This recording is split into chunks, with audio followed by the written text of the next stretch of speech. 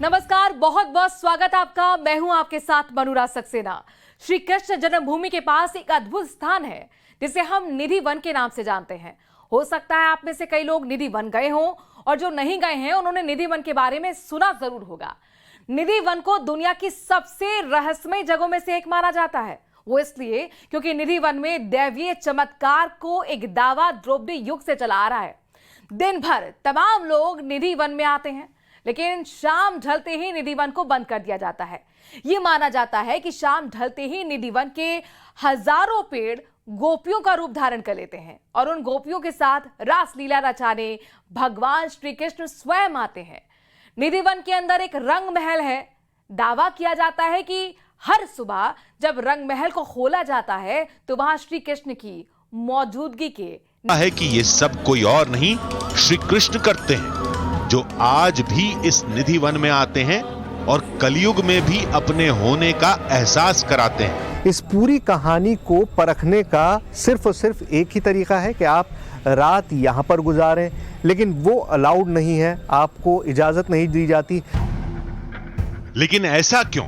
जब सारे चमत्कार रात में ही होते हैं तो किसी को निधि वन के अंदर रात में रुकने की इजाजत क्यों नहीं है? जब हमने इस सवाल का जवाब सुना तो हैरान रह गए। बहुत से ऐसे लोग होते हैं जिनकी आकांक्षा रहती है, इच्छा होती है कि हम कहीं क्वेरी है कि नहीं, सच्चाई है कि नहीं, जैसा आपने कहा हकीकत है कि नहीं, तो आधी हकीकत नहीं पूरी हकीकत है। इसके लिए वहाँ रुकते हैं वो लोग और सुबह जब वो लोग मिलते हैं तो अनकॉन्शियस होते हैं।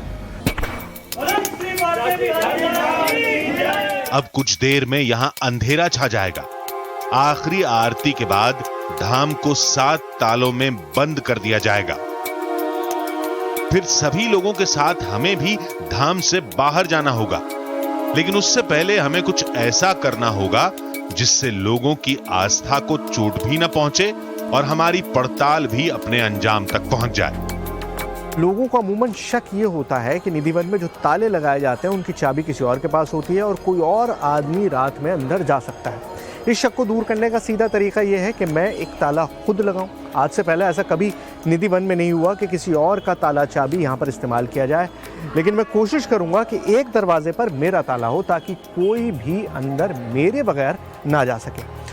दूसरी चीज़ ये है कि हम प्रसाद लेने की कोशिश करेंगे। जो सुबह में प्रसाद दिखाया जाता है उसको लेने की कोशिश करेंगे और उसको किसी एक्सपर्ट से जांच करके ये देखेंगे कि आखिर वो प्रसाद किसने खाया है, किसने चबाया है। लेकिन हम इतने से संतुष्ट नहीं थे। रंग महल के साथ इन पेड़ों का रहस्य सुलझाना था। इसके लिए हमने एक नया तरीका इजाद किया। ये जो पेड़ हैं यहाँ पर, उनके बारे में कहा जाता है कि रात में गोपियाँ बन जाते हैं और रास लीला करते हैं भगवान कृष्ण के साथ। अगर ये पेड़ इंसानी फॉर्म में आते हैं, इंसानी रूप में आते हैं, तो जाहिर है ये अपनी जगह छोड़ते होंगे, रासलीला करने के लिए रंग महल की तरफ जाते होंगे, तो ये सारे पेड़ अपनी जगह पे नहीं रहते होंगे। इसीलिए मैं तागा लाया हूँ और कुछ पेड़ों को मैं एक दूसरे से बांध दूँगा। उससे होगा ये कि अगर पेड़ अपनी जगह से हिलेंगे, जैसा कि यहाँ पर सब लोग मानते हैं, तो ये जो धागा है ये टूट जाएगा। तो शुरू करते हैं। पहले इस पेड़ को यहाँ से यहाँ तक बांधते हैं, उसके बाद देखेंगे कि क्या होता है। हमने 8-10 पेड़ों को आपस में बांध दिया। क्या आज की रात भी श्री कृष्ण निधि वन में आएंगे? क्या ये पेड़ सखा बनकर अपने भगवान के साथ रास करेंगे? क्या ताला लगने के बावजूद आज भी रंग महल में रखा प्रसाद खाया हुआ मिलेगा? अगर ऐसा होता है तो यकीन मानिए, निधि वन की पड़ताल आज एक नया मोड़ लेने वाली थी।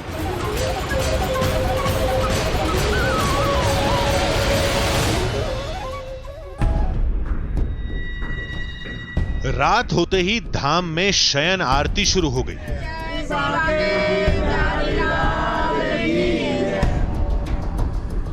आरती के बाद रंग महल के गर्भगृह को रोज की तरह सजा दिया गया।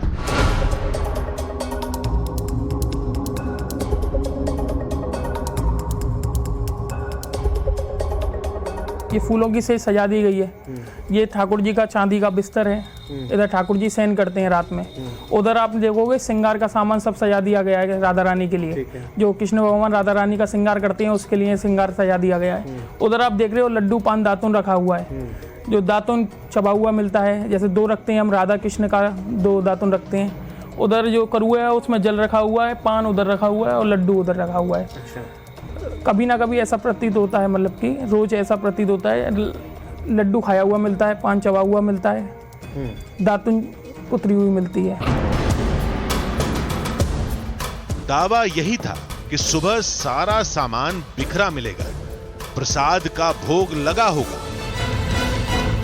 बिस्तर पर सिलवटें पड़ी होंगी और ये सब इसलिए होगा क्योंकि रात में यहां श्री कृष्ण आते हैं और विश्राम करते हैं। तो शयन आरती हो चुकी है और अब वो वक्त आ गया है जब मंदिर के गेट्स बंद होंगे। रोहित सारे गेट बंद कर रहे हैं। कितने ताले लगाते हैं रोहित? हम यहाँ 7 ताले। 7 ताले एक साथ लगते हैं यहाँ पर। पहले दरवाजे पर 3 ताले लगाए गए और दूसरे दरवाजे को भी 3 तालों से बंद किया गया। जैसे आपकी हमारी बात हुई थी, एक ताला हमारा बाहर लगाएंगे मेन गेट पर।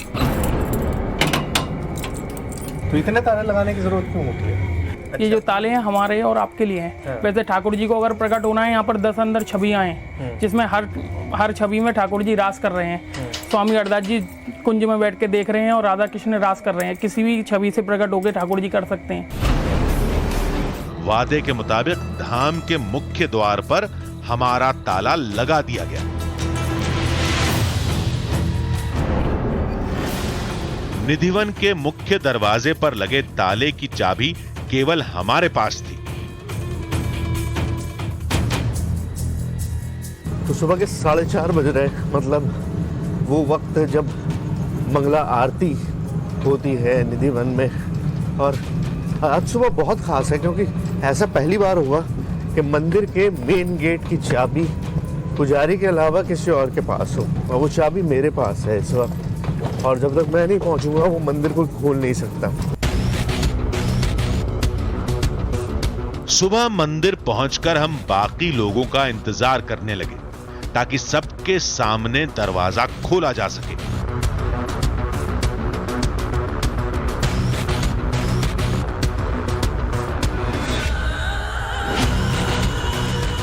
तो मंदिर का मुख्य द्वार है, इसकी चाबी मेरे पास है। रात में ताला लगाया था, अब हम इसको खोल रहे हैं और अंदर एंट्री करेंगे मंदिर में।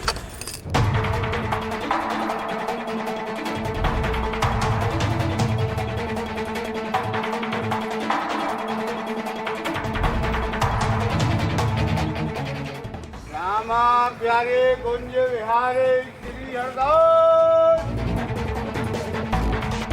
धाम में पसरा सन्नाटा कई सवालों के जवाब लिए अपने आप में सिमटा हुआ था।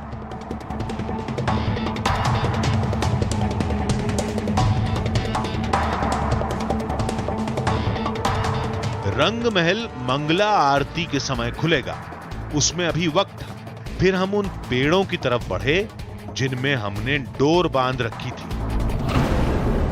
मैंने इन पेड़ों को आपस में बांध दिया था कई जगहों पे, मेरे ख्याल से 3 जगहों पर मैंने बांधा था। और हमको ये उम्मीद थी कि अगर ये पेड़ अपनी जगह पर रहते हैं, जैसे पेड़ हमेशा हर जगह एक ही जगह पर रहते हैं, तो जाहिर है वो धागा उसी तरह से बंधा होगा। लेकिन अगर ये पेड़ मूव करते हैं, जो कि अपने आप में इम्पॉसिबल है सोचना भी, तो वो धागा टूट चुका होगा। प्रॉब्लम ये है कि रात भर बारिश हुई है और इस वक्त आप हालत देखिए कितना पानी भरा हुआ है, और ऐसे में उस जगह को तलाशना बहुत मुश्किल हो रहा है जहाँ पर वो धागा हमने बांधा था।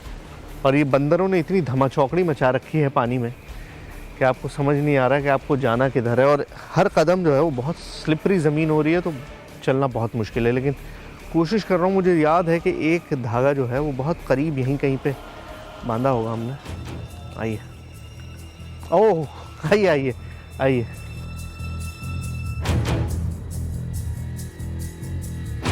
और पहला धागा टूटा हुआ मिला। आपको ध्यान होगा कल शाम में मैंने लाल रंग का ये धागा इस पेड़ से उस पेड़ पे बांधा था, और अगर आपको नहीं ध्यान है तो एक बार फिर देख लीजिए।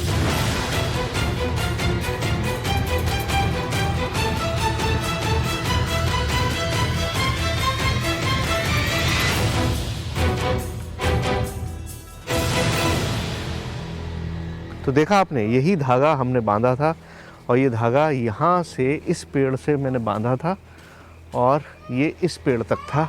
ये रहा, ये देखिए, ये पूरा धागा बंधा हुआ है इन दोनों पेड़ों के बीच में, और इस वक्त ये टूटा हुआ है बीच से। ये देखिए, ये मैंने अभी पकड़ रखा है, इसलिए आपको ये पूरा दिखाई दे रहा है, इस पेड़ से लेकर उस पेड़ तक। और ये अब इसे कैसे एक्सप्लेन करें मुझे नहीं पता। रात भर यहाँ पे बारिश रही है, और जैसा आप जानते हैं कि एक बंदर भी यहाँ शाम होने के बाद नहीं ठहरता है, तो मैं ये कहूँ कि बंदर धमा चौकड़ी मचा रहे होंगे, बंदरों के उछल कूद में कूद गया। खैर कोई बात नहीं, हमारे पास एक दूसरा भी तो है। आइए, यहीं कहीं बांधा था ना दूसरा तीसरा उस पर।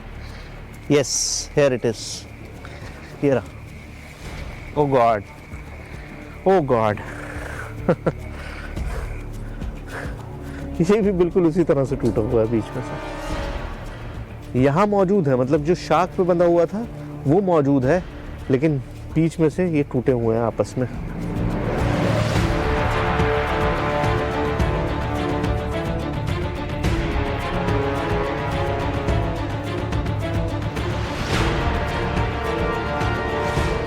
कुछ यही हाल झाड़ियों में बंधी डोर का भी था। मैं इसे थ्योरेटिकली एक्सप्लेन करना चाह रहा हूँ, लेकिन मेरे पास कोई एक्सप्लेनेशन नहीं है। मतलब ये धागे बंधा हुआ था, क्यों टूटा, कैसे टूटा, रात में जब कोई आता नहीं है, जब कोई जानवर यहाँ से नहीं गुजरता है, जब हम खुद बार बार कह रहे थे कि यहाँ कोई नहीं रहता, तो ऐसे में ये कैसे दो हिस्सों में टूट गया, दो स्प्लिट एंड्स इसके बन गए, ये कहना मुश्किल है।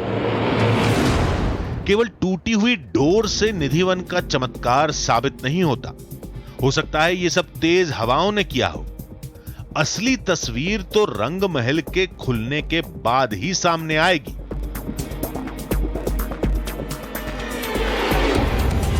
जहां चमत्कार की आस में भक्तों की भीड़ जमा हो चुकी थी। फिर गर्भगृह का गेट खोलने का वक्त हो गया। बोलो राधा रानी की जय, बांके बिहारी लाल की जय, स्वामी जी महाराज की जय। दरवाजा खुलते ही पुजारी चमत्कार की निशानियों को तलाशने लगे। उसके बाद जो दिखा उसने हमें हिलाकर रख ये दिया। देखो दोनों दातुन करी हुई। विश्वास नहीं होता, जो लड्डू 8 तालों के अंदर बंद था उसे किसी ने खाया। डिब्बे के अंदर दिख रहा है कुछ भोग लगा हुआ। ये देखो, राधे राधे पान चबाए हुए थे। ये देखो पान चबा हुआ। राधे राधे राधे राधे।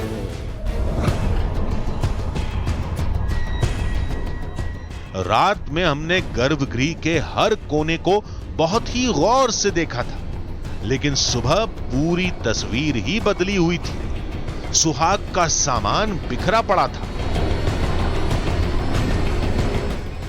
लेकिन यह सब हुआ कैसे? दावा तो यही था कि यह सब ही श्री कृष्ण भगवान का चमत्कार है, जो सदियों से धाम में आते रहे हैं। लड्डू खाया हुआ था, पान चबा हुआ था, दातुन भी चबी हुई थी। जो हम करुए में जल भर के गए थे वो आधा मिला था। और जो साड़ी श्रृंगार थी, साड़ी खुली हुई मिली थी, श्रृंगार का सामान भी बिखरा हुआ मिला था। धाम में वही हुआ जो सदियों से होता आ रहा है। हम ये जानना चाहते थे कि जो हो रहा है वो हो क्यों रहा है और कैसे हो रहा है। इसकी पड़ताल के लिए हमने नया चक्कर चलाया। फैसला किया कि क्यों ना रंग महल के प्रसाद को अपने साथ ले चलें, यानी वो लड्डू, वो दातून, वो पान के बीड़े जिन्हें भगवान की मौजूदगी का निशान माना जा रहा है। हमने मंदिर प्रशासन से बातचीत की और वो प्रसाद अपने साथ ले गए। हमने उस प्रसाद की जांच करवाई, लेकिन जब जांच का नतीजा सामने आया तो हम भी हिल गए।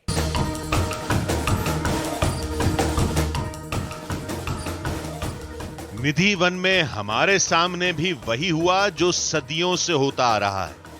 जिन निशानियों को श्री कृष्ण से जोड़कर देखा जाता है वो सारी हमारे पास थी, लेकिन पड़ताल शुरू करने से पहले हमें कुछ सवालों के जवाब हासिल करने थे। उन सब को लेकर हम एक डेंटिस्ट के पास पहुंचे।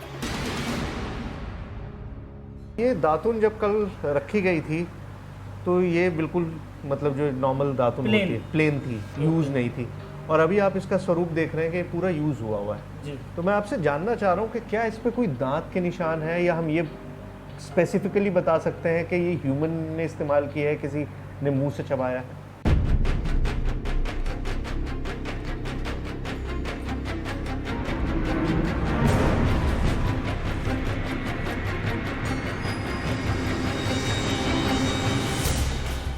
देखिए सर, ये दातुन जो आपने मुझे दिया है इसको कोई ना कोई ह्यूमन के द्वारा चबाया गया है। अच्छा, मतलब इंसानी दांत मौजूद हैं इसमें? मौजूद है ये तो हो गई बात इसकी। जी मुझे बताइए, जैसे ये पान है, अब ये पान इसमें बहुत ज़्यादा मिल गया है जी। लेकिन ये उनका कहना है कि ये भी इस्तेमाल, ये भी चबाया गया है, ये यूज़ किया गया है। देखिए जैसे ये क्या ये भी आपको लगता है कि काटा गया है?